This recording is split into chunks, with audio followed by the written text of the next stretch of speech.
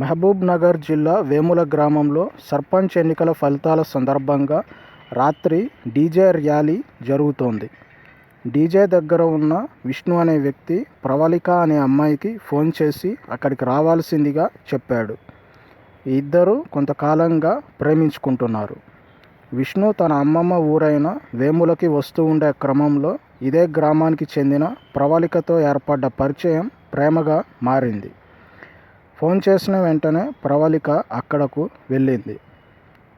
ఇక్కడ మాట్లాడుకుంటే వినపడదు అని పక్కనే ఉన్న రైతు వేదిక దగ్గరకు ప్రవళికను విష్ణు తీసుకెళ్ళాడు.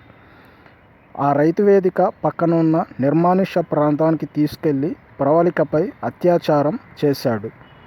ప్రవళికకు తీవ్ర రక్తస్రావమై అపస్మారక స్థితిలోకి వెళ్ళగానే విష్ణు ఇంకొక అమ్మాయిని అక్కడికి పిలిచాడు.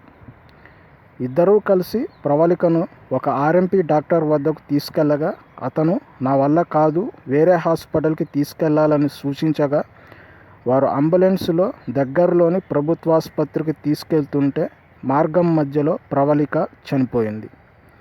విష్ణు అక్కడి నుండి పారిపోయాడు.